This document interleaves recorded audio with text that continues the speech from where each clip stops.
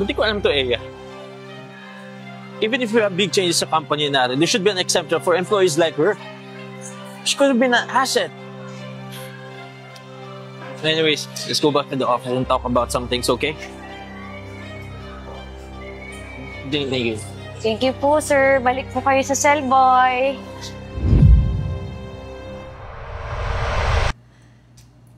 Ito na yung matagal kong naninihintay. Promotion ko.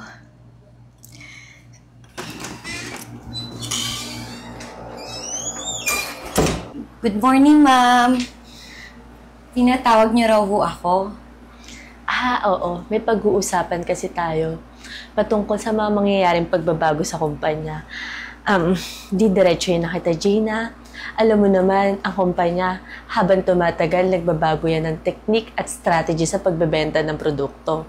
So, napansin kasi namin lately na bumababa yung sales natin sa pagbebenta ng computer units.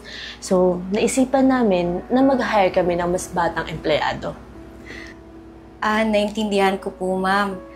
Ibig niyo po bang sabihin, kailangan niyo nang magte-train para sa mga bagong hire? Saglit hindi mo yata ako naiintindihan. Pero tama ka, mag-hire kami ng bagong empleyado na mas bata, mas maganda, at mas ma-appeal. Pero hindi kasi namin magagawa yun kung hindi kami magtatanggal. Ang ibig niyo po bang sabihin, tatanggalin niyo po ako, ma'am? Teka, ma'am, 15 years na po ako nagtatrabaho dito. Product knowledge at saka everyday operations, lahat po memorize ko na. Bakit naman niyo po ako tatanggalin? Pasensya ka na, Gina. Pero kasi ang desisyon nito ay patungkol sa mga mangyayaring pagbabago ng kumpanya at hindi dahil sa performance. Pero huwag kang mag-alala. Bibigay naman namin yung VAC pay mo, 13-month pay, at syempre may bonus ka din. So tapos na tayo dito? Pagkatapos mo dito, pumunta ka sa HR office para ma-assist ka nila kung ano yung mga gagawin mo para sa clearance. Sige na, makakaalis ka na. Pero ma'am,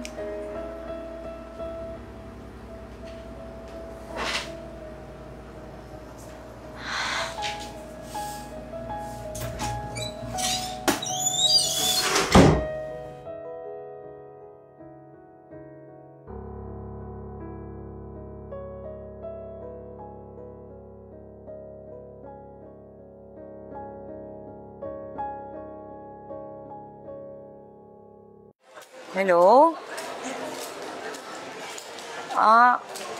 Oo nga Nagulat rin talaga ako kanina.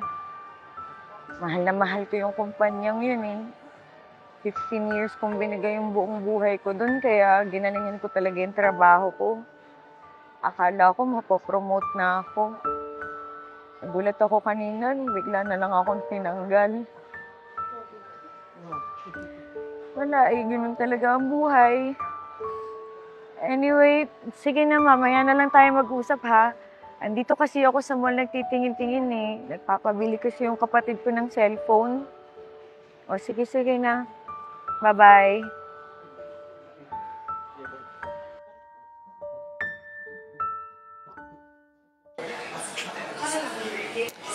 Ano ba to? Ano ba tong plus 8 GB? At saka may AMOLED display pa. Sige po ma'am, wait lang po. Kunin ko lang po yung phone na gusto niyo. Okay, thank you.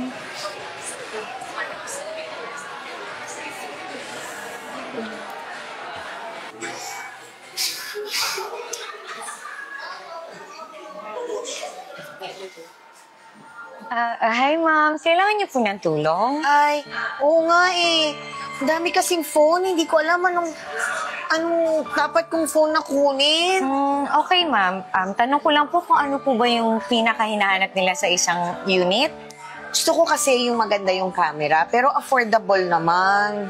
Okay, okay, tamang-tama po itong hawak niyo, ma'am. Si Unit A78 po, napakaganda ng camera dahil Full HD AMOLED display na po ito. 50 megapixel ang back camera nito at yung sa harap naman ay 8 megapixel. At vibrant na ang colors ito, like yung mga high-end na. Pero yung price niya is very affordable. Talaga ba? Yes, ma'am. Pwede niyo i-try yung camera nito at makikita niyo na talagang napakalinaw. Ay, oo Ayan, tingnan niyo po.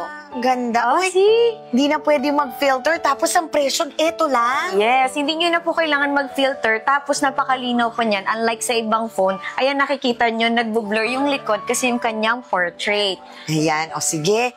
At saka yung colors. Salamat sa tulong, ha? Welcome po. Sige po. Ay, ganda. Ito na talaga.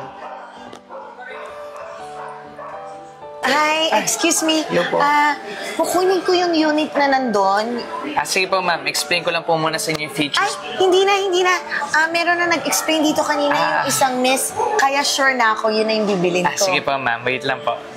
Ay, true. Ano po yung payment niya Ay, pala? true card pala. True card. Eto yun. Sige po. Wait lang po, ma'am. Okay.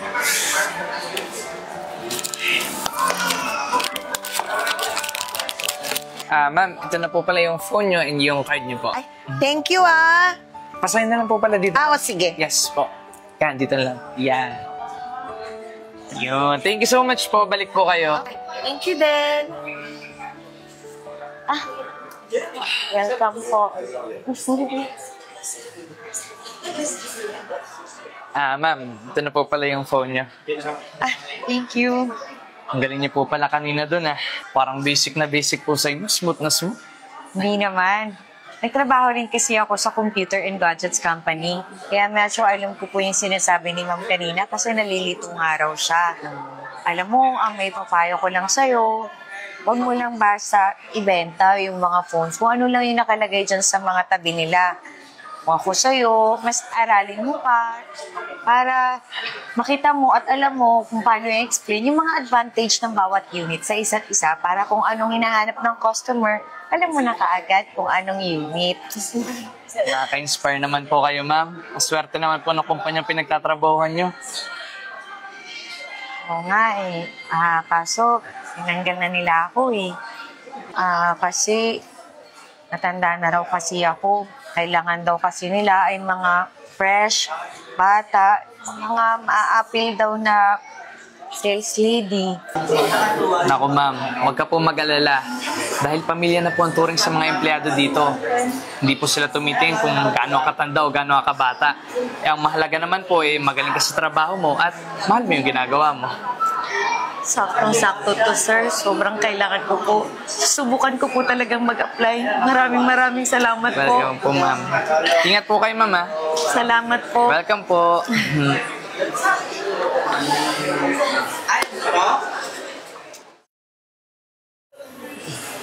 Oh, hello. Oh, sige, may kukunin lang ang phone. Babalik din ako dyan, okay? Ayusin mo ng mga files. Sure thing. Ha? Oh, wait lang. Sir, nakapili na po ba kayo ng cellphone? Yes. Thanks to Jane here na nag-assist sa akin kanina. Hi, sir. Here's your brand new cellphone from Savoy. Thank you. Thank you po. Ma'am Eya! Hello! Magkakilala kayo? Yes po. Opo, sir. Empleyado natin siya dati. Oh, really? Alam mo, sa dinami-dami ng store na pinuntahan natin, I really could say na dito ako nakakuha ng magandang service. She was not just only answered all of my questions, but she also provided different informations na hindi alam ng ibang tao. Thank you, sir. I really say that I'm a satisfied customer. Oo nga pala, why did you leave the company? Honestly, sir, hindi po ako umalis sa company nyo. 15 years po ako sa inyo. Kaya lang ho di ba ho sabi nyo, hindi na ho po pwede yung mga may edad na at naghanap po kayo ng fresh at bata na mga bagong sales lady. Kaya hindi na po ako qualified sa bata. Kaya tinanggal na po ako. Ba't di ko alam to, Eya? Even if we have big changes sa company natin, there should be an exemption for employees like her. She could have been an asset. Anyways, let's go back to the office and talk about some things, okay? Thank you. Thank you po, sir. Balik po kayo sa cellboy.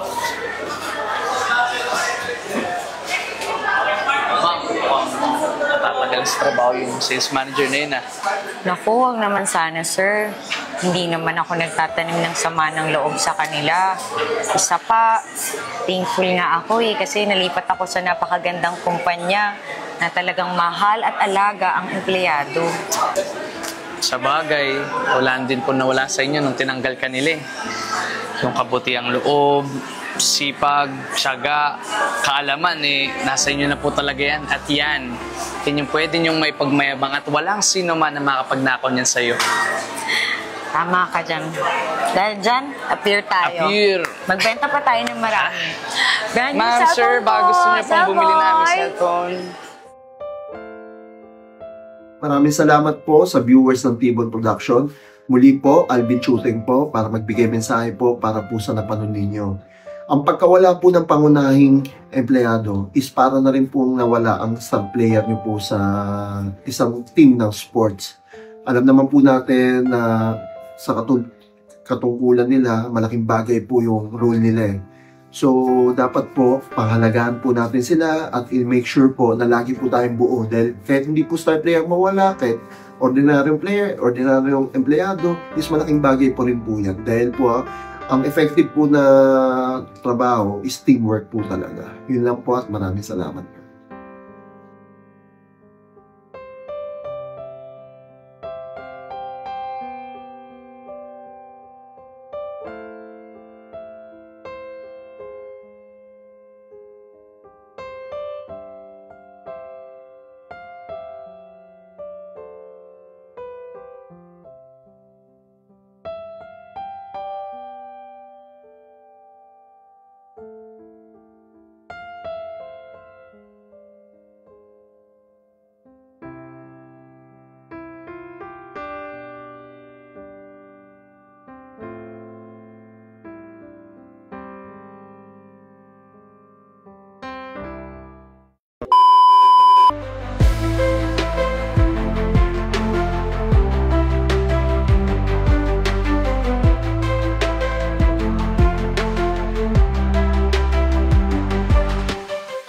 Maraming salamat po sa tagapanood po ng Tibon Manila.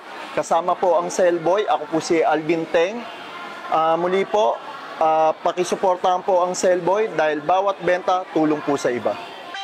Sa Tibon Manila, buhay ay masaya. Kasama ang bagata, wala kasi saya. Sa bawat tulog at galaw, magkasama tayong lahat. Tibon Manila, walang pag-aalilangan.